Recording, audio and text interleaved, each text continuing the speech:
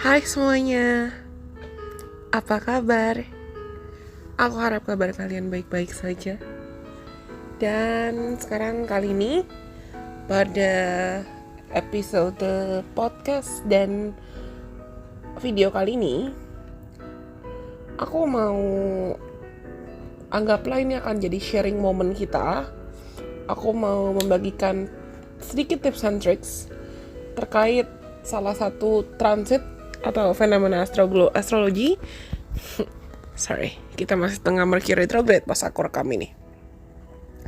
Salah satu fenomena transit astrologi yaitu Jupiter yang akan masuk ke Taurus. Jupiter enters Taurus, yang jujur I've really been waiting for this for like quite some time, and I cannot believe it's finally here. Aku agak-agak gak percaya sih akhirnya dia hadir dan dia sampai juga di sini. Kenapa? Karena walaupun squaring dengan Pluto,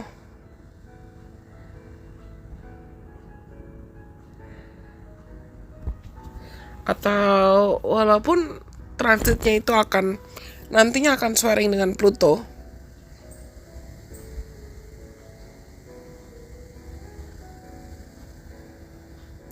tapi ini akan jadi, anggaplah wake up call ya. Gini, bahasa gampangnya, walaupun mungkin akan ada perubahan yang spesifik dan signifikan secara global dan secara individu, karena toh pada akhirnya yang abadi hanyalah perubahan kan. But we need these changes. Apapun perubahan yang terjadi itu adalah perubahan yang kita butuhkan sebetulnya. Walaupun mungkin ya unpredictable, karena toh Pluto in Aqua, saat aku rekam ini Plutonya retrograding,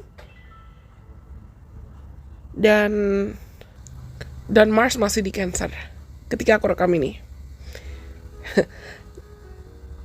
Jadi aku akan sharing pelan-pelan. We don't need to rush. Nggak usah buru-buru, nggak usah tergesa-gesa. Tapi semoga apa yang akan aku sampaikan nanti itu bisa bermanfaat buat siapapun yang merasa terpanggil untuk mendengarkan entah podcast ini atau video ini.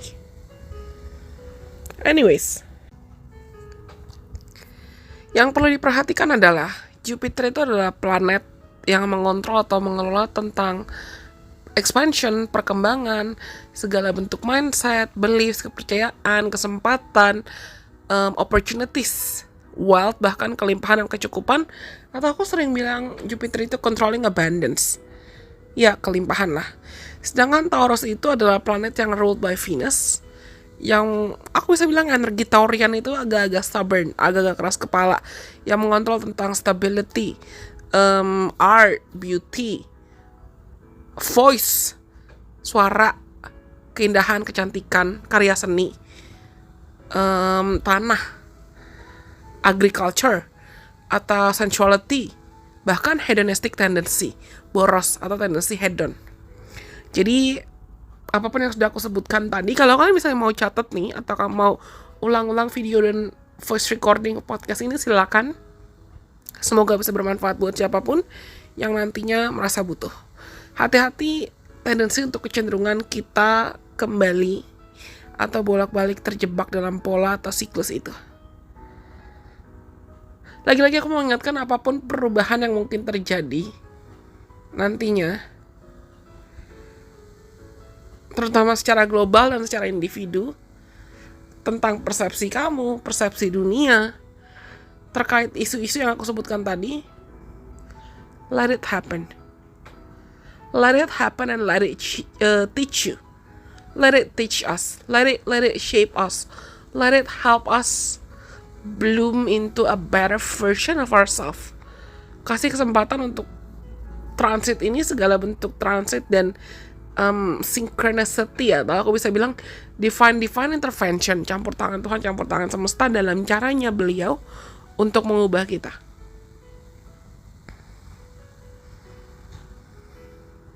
Aku sudah bilang tadi, jangan sampai malah jadi terlalu stubborn atau terlalu keras kepala.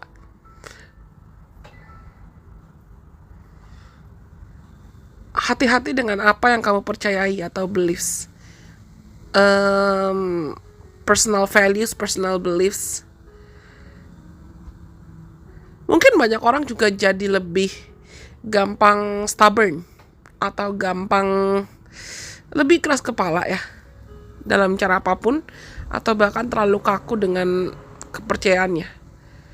Sangat mungkin ada potensi clash atau perbedaan pendapat, perbedaan konflik pendapat terkait mungkin isu-isu terkait agama atau isu-isu terkait politik, social humanitarian issues, atau isu-isu terkait opini tentang aset, uang, materi.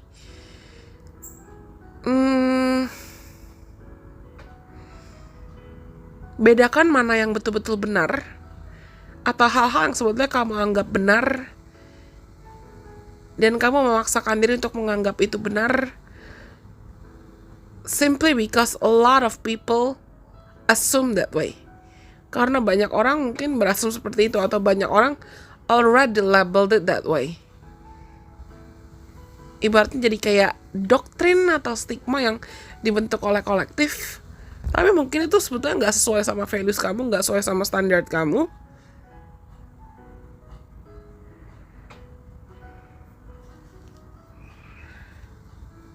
Izinkan diri kamu untuk lebih peka dengan intuisi kamu. Lebih peka dengan kata hati kamu sebelum kamu mempercayai apapun yang terproyeksikan di luar diri kamu, yang mungkin bisa jadi itu adalah hasil manifestasi fear-based thoughts atau pikiran-pikiran negatif atau ketakutan negatif. Listen to your intuitions, believe what you see, hear, and most importantly, feel. Aku pernah bilang sih di video sebelumnya, di video yang aku ada tunjukkan muka di YouTube, ada tunjukkan wajah, itu aku udah bilang sebetulnya ini potensi atau kesempatan untuk lebih banyak orang attracting money atau financial stability, financial abundance, atau bahkan romance, tapi lebih ke financial stability, financial abundance. Mungkin banyak orang akan mengubah lifestyle, mengubah gaya hidup, mengubah pola pikir, mengubah mindset tentang keuangan, mengubah mindset tentang aset, pengelolaan uang, skincare juga bisa, atau tentang aset ya, aset long term.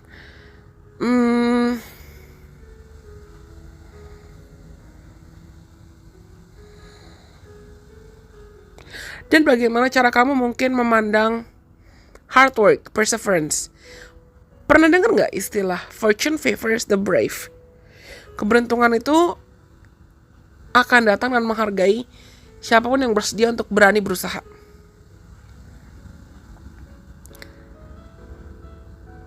Mampukan dirimu untuk bisa lebih perseverance, bisa lebih persevering, bisa lebih tangguh, bisa lebih gigih dan lebih berani at attracting the blessings and abundance that you deserve, dalam menarik atau menjadi magnet dan mengusahakan kelimpahan serta kecukupan yang kamu harapkan. Ini bukan energi yang terburu-buru atau tergesa-gesa, sama seperti aku sudah bilang di awal. Ini adalah energi yang sedang meminta kita untuk betul-betul tahu apa yang kita mau dan tahu apa yang kita mau perjuangkan, lalu bertanggung jawab untuk memperjuangkan apa yang betul-betul mau kita perjuangkan. Bukan yang setengah-setengah. It's gonna be a prosperous year, trust me in this one.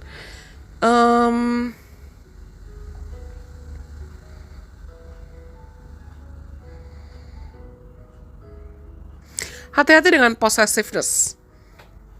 Karena mungkin banyak orang akan semakin sadar atau gak sadar, dia, apalagi buat teman-teman yang mungkin masih punya issues attachment atau kemelekatan terkait apapun, entah itu kemelekatan terkait subjek, atau kemelekatan ke barang, kemelekatan ke target atau hasil, atau any kind of attachments, any kind of possessions. You wanna possess this, you wanna possess that, you wanna possess a person, or you wanna possess whatever, and the triggers or the wants for you to possess all that might trigger fears growing within you or selfishness even.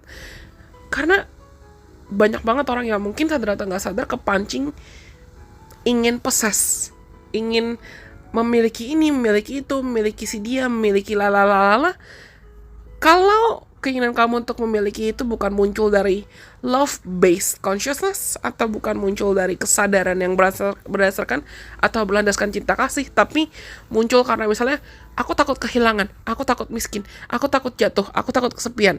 Kalau munculnya karena ketakutan, pasti akan ada isu lain yang muncul. Misalnya contohnya greed atau keserakahan, atau hoarding, atau kamu menimbun barang-barang yang mungkin barang-barang yang kamu beli karena impulsif, atau kamu menimbun hati-hati juga dengan overeating, overindulgence, atau kamu menimbun emosi atau luka dan trauma dari masa lalu yang sebetulnya perlu kamu hadapi. Tadi aku ada baca satu buku, sebentar. Aku mau bacakan cuplikan dari buku itu. It's in English actually, dalam bahasa Inggris, tapi aku rasa kalian butuh untuk mendengarkan itu. Radical honesty is the root from which self-awareness grows. Kejujuran secara radikal atau kejujuran secara luar biasa itu pasti akan menjadi akar di mana kesadaran diri seseorang akan bertumbuh. Karena kalau kita belum aware dengan kesadaran apa yang hati kita butuhkan, diri kita betul-betul butuhkan, tanpa terpancing oleh apapun faktor eksternal, pasti gampang banget ibaratnya kita limbo atau ke bawah arus. Aku bacakan lagi ya. Thoughts and emotions that were once discarded or ignored are now embraced. Where you once felt the urge to run away, you now challenge yourself to face whatever is there. More than anything, any lie that you formerly told yourself is examined so that the truth may come forward. The key to radical honesty is that this is not about you or other people, but about how you relate to yourself in all situations, whether you're alone or with others. Ketika kamu mampu untuk jujur, biasanya pikiran kita atau emosi kita itu sering terganggu oleh akumulasi trauma, akumulasi luka dari masa lalu. Dan itu bisa memicu ketakutan. Kalau emosi dan pikiran yang kamu rasakan terus-terusan adalah emosi yang negatif terus, memicu kamu untuk kabur dari emosi, memicu kamu untuk kabur dari perasaan, yang ujungnya keputusan-keputusan yang kamu buat itu bukannya keputusan untuk menyembuhkan luka atau trauma kamu, dan kamu bisa jadi lebih liberated, lebih bebas ya, lebih mindful, dan lebih aware dalam menjalani hidupmu, tapi jatuhnya keputusan-keputusan yang kamu buat itu fear-based consciousness.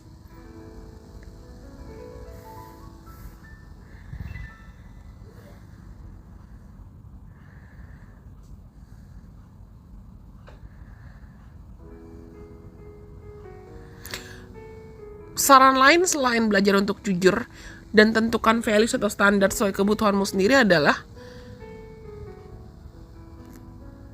learn to enjoy, not to attach. Learn to enjoy and honor the process, not to attach. Hargai prosesnya, nikmati perjalanannya. Hargai dan syukuri, nikmati apa yang sudah kamu miliki. Bukan memaksakan diri melekat pada apa yang harus kamu punya. Beda loh, beda ya.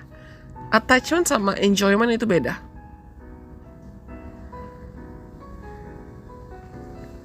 Ini sebenarnya adalah waktu yang tepat, lagi-lagi aku bilang ini waktu yang tepat untuk kita sebetulnya fokus dan keep your eyes on the prize. Continue to keep your eyes on the prize.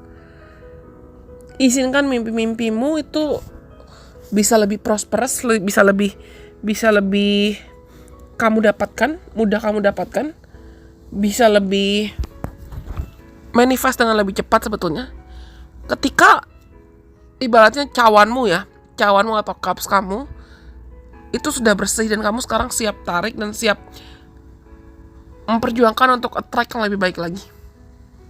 Cawannya dibersihin dari apa? Lagi-lagi, entah itu ketakutan masa lalu, pola pikir, mindset, doktrin, atau emosi, mental issues yang belum selesai. Sembuhin dulu.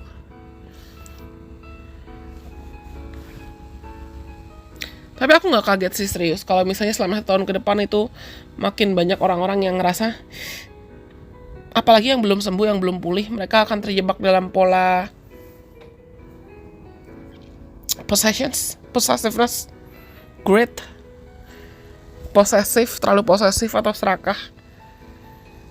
Cuman buat teman-teman yang sudah bisa ibaratnya lebih paham kebutuhan dirinya sendiri, mereka akan paham esensi dan makna abundance. Kenapa aku bilang gampang banget jatuh ke greed atau possessions? Karena Saturn masih di Pisces. Saturn aka planet yang mendisiplinkan itu berada di signs yang mengontrol tentang dreams, mimpi, harapan juga. Termasuk ilusi, delusi, candu. Lagi-lagi aku bilang hati-hati overindulgence. Hati-hati overindulgence. Atau banyak orang sadar atau nggak sadar lari ke coping mechanism karena dia memendam emosinya, larinya ke alkohol mungkin, atau makanan, atau antidepresan, penenang. Hati-hati itu rawan banget. Dan aku pernah bilang luckily adalah tanggal 15, sehari sebelum Jupiter masuk ke Taurus, itu Mercury retrograding selesai. Coba lihat lagi perjalanan hidup kamu dari akhir April sampai tanggal 15, sekitar 3 mingguan di Mei 2023, April Mei 2023. Apa makna cukup buat kamu? Apa makna mungkin uang buat kamu, pekerjaan buat kamu, cinta buat kamu?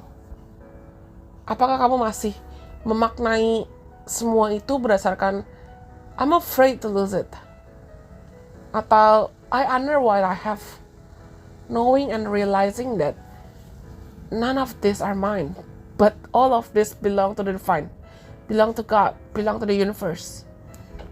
Semua yang aku punya itu milik Tuhan kok, milik semesta. Mampukan dirimu untuk bisa lebih rendah hati.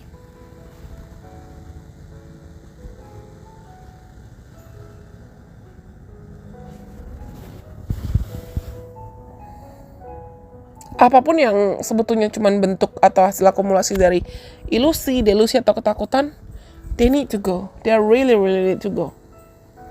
Izinkan semesta untuk membantumu belajar lebih rendah hati dan mendewasa dalam proses ini. And last but not least, aku mau mengingatkan, coba cek di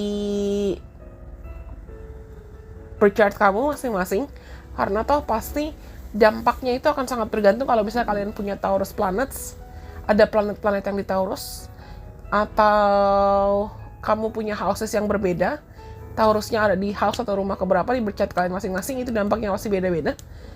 Kenanya pasti beda-beda, karena birth chart tiap orang juga pasti beda-beda. Ibaratnya life blueprint tiap orang beda-beda, nggak bisa disamain.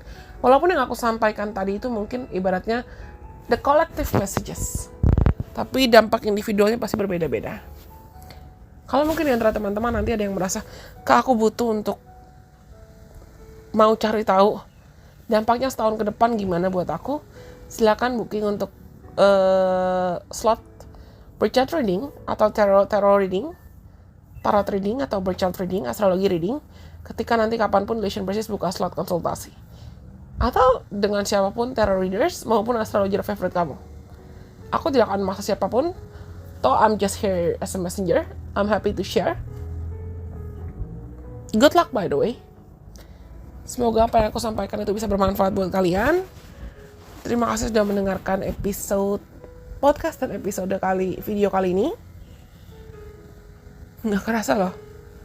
Nggak kerasa juga, tiba-tiba kita sudah hampir di pertengahan 2023. A lot of things have happened ya. Oke? Oh, aku terpanggil buat bilang ini. Mungkin banyak yang akan belajar untuk prioritaskan quality over quantity di periode transit kali ini. Akan banyak yang lebih belajar untuk memprioritaskan kualitas, bukan hanya kuantitas. Entah dalam aspek apapun. Good luck. I love you. God bless.